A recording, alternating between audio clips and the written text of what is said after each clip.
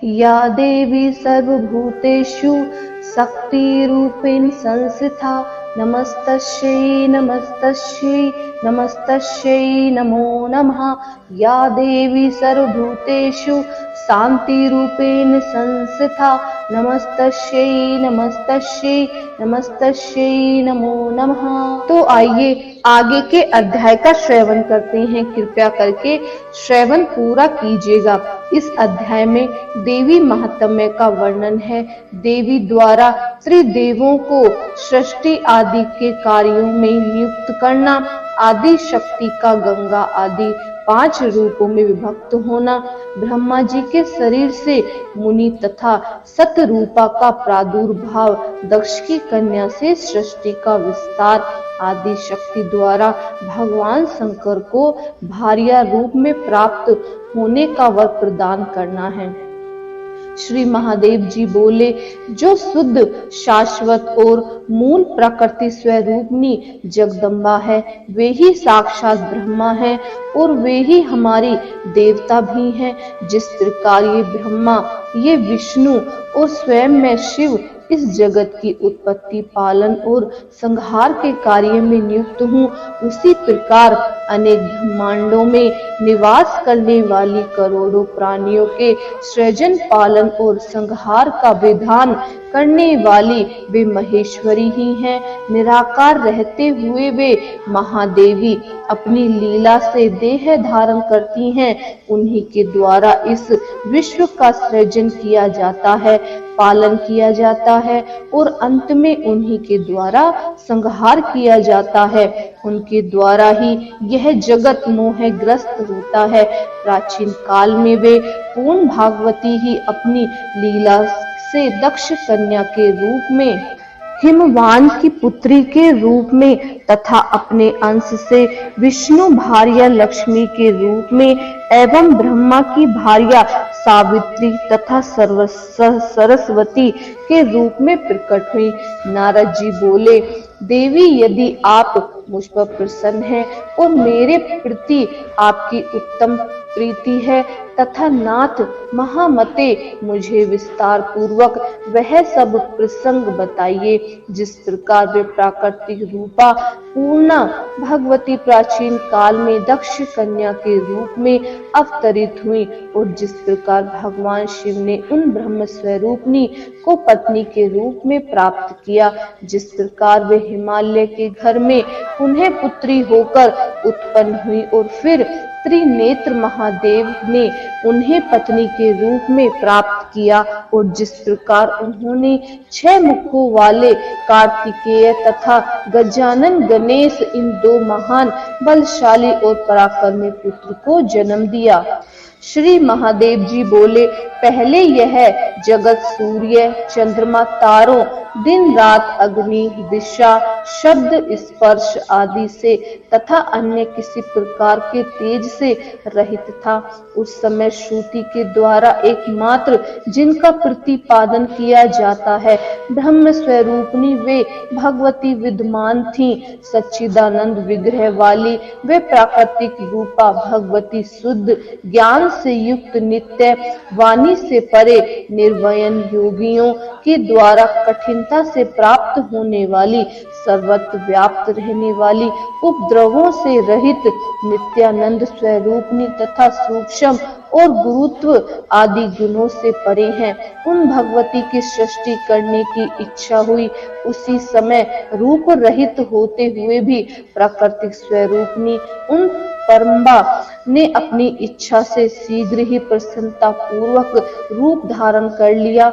उनका विग्रह निखरे हुए काजल के समान था, विकसित कमल के समान सुंदर मुख था, 4 भुजाएं थी, नेत्र लाल वर्ण के थे, बाल खुले हुए थे और दिशा रूपी वस्त्र से सुशोभित, स्थूल तथा उन्नत स्तन धारणी, ज्योतिर्मय वे सिंह की पीठ पर विराजमान थीं।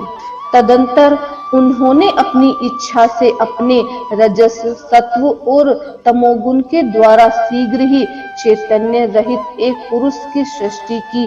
सत्व आदि तीनों गुणों से युक्त उस उत्पन्न पुरुष को देखकर भगवती ने स्वेच्छा से उस पुरुष में सृष्टि करने की अपनी इच्छा का समावेश किया। यह देखकर वह शक्तिमान पुत्र तीनों गुणों के आश्रय से ब्रह्मा, विष्णु और शिव नाम वाले 3 पुरुषों के रूप में प्रकट हुए।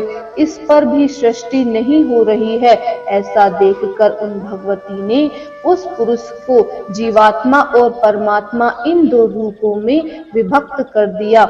इसके बाद वे प्रकृति अपनी इच्छा से स्वयं अपने को भी 3 भागों में विभक्त कर माया, विद्या और परमा इन 3 रूपों में प्रकट हो गई। प्राणियों को विमोहित करने वाली जो शक्ति है वही माया है, और संसार को संचालित करने वाली तथा प्राणियों में स्पंदन आदि का संचार करने वाली जो शक्ति है वही परमा कही गई है। वही तत्व ज्ञानमयी तथा संसार से मुक्ति दिलाने वाली भी है। माया के वशीभूत जीव जब उस परमा शक्ति की उपेक्षा करने लगता है तब मोहात्मिका उस माया का आश्रय ग्रहण करने वाले वे पुरुष भी विषयों के प्रति आसक्त होने लगते हैं। मुनि श्रेष्ठ, उस समय वे उस माया के प्रभाव से अत्यंत प्रमत्त हो गए। तीसरी जो परा विद्या है वह स्वयं गंगा, दुर्गा, सावित्री, लक्ष्मी और सरस्वती इन 5 रूपों में विभक्त हुई है।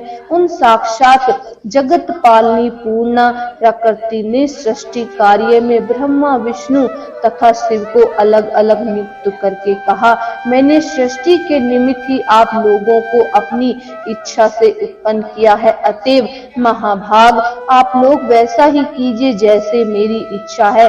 ब्रह्मा अनेक प्रकार के विचित्र तथा असंख्य स्थवर और जंगम प्राणियों की निर्बंध भाव से उत्पत्ति करे। विशाल भुजाओं वाले और बलशालियों में श्रेष्ठ विष्णु जगत को क्षुब्ध करने वाले दुष्टों का संहार करते हुए सृष्टि का पालन करें, और अंत में जब मेरी नाश करने की इच्छा होगी तब तमोगुण युक्त शिव संपूर्ण जगत का नाश करेंगे। आप तीनों पुरुषों की सृष्टि आदि तीनों कार्यों में एक दूसरे की सहायता भी आवश्यक चाहिए। मैं सावित्री आदि 5 श्रेष्ठ देवियों के रूप में विभक्त होकर आप लोगों की पत्नियां बनकर स्वेच्छता पूर्वक विहार करूंगी और सभी प्राणियों में नारी रूप धारण कर शुंभ के सहयोग द्वारा स्वेच्छा से सभी प्राणियों को जन्म दूंगी। ब्राह्मण, अब आप मेरी आज्ञा से मानुषी सृष्टि कीजिए, नहीं तो इस सृष्टि का विस्तार नहीं हो पाएगा। ब्रह्मा आदि से ऐसा कहकर वे प्रकृति स्वरूपनी परमात्मा महाविद्या उनके देखते देखते अंतर्ध्यान हो गई, और उनका यह वचन सुनकर ब्रह्मा जी ने सृष्टि कार्य आरंभ कर दिया। इधर भगवान महेश्वर उन पूर्ण प्रकृति को पत्नी रूप में प्राप्त करने के लिए संचेचित होकर भक्ति पूर्वक तप के द्वारा आराधना करने लगे। अपने ज्ञान नेत्र से महेश्वर को ऐसा देखकर वे परम पुरुष विष्णु भी उन्हीं को प्राप्त करने के निमित्त तपस्या करने लगे। यह सब जानकर भगवान ब्रह्मा भी सृष्टि करना छोड़कर उसी अभिलाषा के साथ तपस्या हेतु निश्चल होकर बैठ गए। इस प्रकार आराधना उन तीनों के तप की परीक्षा करने के लिए स्वयं प्रकृति ब्रह्मांड को क्षुब्ध करने वाला भयंकर रूप धारण करके उनके पास आई। उन्होंने देखा ब्रह्मा जी भयाक्रांत हो गए हैं, उन्होंने अपना मुख फेर लिया है। वे उनके सम्मुख पुनः गई तब भी ब्रह्मा जी विमुख हो गए। इस प्रकार वे चारों दिशाओं में क्रम से 4 बार गईं। इससे अत्यंत डरे हुए वे ब्रह्मा जी 4 मुख वाले हो गए और भय से सहस्त्र होकर वे तपस्या छोड़कर उसी समय वहां से भाग गए। इसके बाद महान भय उत्पन्न करने वाली वे प्रकृति वहां पर शीघ्र पहुंची, जहां परम पुरुष विष्णु एकाग्रचित्त होकर तप कर रहे थे। उन्हें देखकर हजार सिर, हजार नेत्र तथा हजार पैरों वाले वे विष्णु भी उस समय भयभीत हो गए और तपस्या छोड़कर आंखें बंद किए हुए जल के अंदर प्रविष्ट हो गए। इस प्रकार उन दोनों की तपस्या भंग हो जाने पर भीष्म रूप वाली वे प्रकृति महेश के पास गईं, किंतु वे किसी की तरह उनका ध्यान भंग करने में समर्थ नहीं हो सकी। अपने विज्ञान विशेष से भगवान शिव भयंकर रूप वाली देवी प्रकृति की परीक्षा के लिए आई हुई जानकर समाधि में ही बैठे रहे। उनसे अत्यंत प्रसन्न हुई प्रकृति स्वरूपनी श्रेष्ठ भगवती, जो गंगा स्वरूप से स्वर्ण से स्थित है, भगवान शिव के दो पूर्ण के स्वरूप में प्राप्त हुई। उन्होंने अपनी पूर्ण प्रतिज्ञा के अनुसार अपने अंश से सावित्री होकर पति रूप में ब्रह्मा जी को प्राप्त किया। महामते, इसी प्रकार उन्होंने अपने ही अंश से लक्ष्मी होकर विष्णु को पति रूप में प्राप्त किया और अपने ही अंश से सरस्वती के भी रूप में वे भगवती प्रतिष्ठित हुई। इसके बाद महामते, समाधि भंग हो जाने के अंतर उन लोक पिता में ब्रह्मा ने पृथ्वी आदि महाभूतों तथा अन्य तत्वों की उत्पत्ति करके मिर्ची, अत्रि, पुलह, क्रतु, अंगिरा, प्रचेता, वाष्टी, नारद, भृगु और पुलत्स्य इन 10 मानस पुत्रों का सृजन किया। महामते, ये सभी 10 पुत्र समान गुण प्रभाव वाले थे। इसके बाद उन्होंने दक्ष आदि प्रमुख प्रजातियों तथा मनुष्यों की उत्पत्ति की। तदंतर उन्होंने मानसी पुत्री संध्या और मनोभाव कामदेव को उत्पन्न किया तथा पूर्ण स्वर्ग, मृत्यु लोक एवं पाताल लोक में स्त्री पुरुष को विमोहित करने के लिए कामरूप उस पुरुष को स्वयं नियुक्त कर दिया। प्रजापति ब्रह्मा ने सभी प्राणियों में विमोह उत्पन्न करने के उद्देश्य से उन्होंने पुष्प में धनुष तथा पुष्प में 5 बाण प्रदान किए। तत्पश्चात ब्रह्मा जी ने अपने उत्तम शरीर के 2 भागों में विभक्त किया। उन्होंने शरीर के बाएं आधे भाग से सतरूपा नामक सुंदर रूप वाली स्त्री उत्पन्न हुई और दाएं भाग में स्वभू नाम वाले मुनि उत्पन्न हुए। उन्होंने कामदेव के 5 पुष्प बाणों से आहत मनोहर मुस्कान्य युक्त उस सुंदर अंग वाली सतरूपा को भार्या के रूप में ग्रहण किया। मुने तत्पश्चात उन स्वाम्भु मुनि से उस सतरूपा से 3 कन्याएं तथा 2 पुत्र उत्पन्न हुए। देव ऋषिवर वे आकुर्ति, देवहूति और प्रस्तुति नाम की कन्याएं थीं तथा प्रियवत और उत्पाद नाम के पुत्र थे।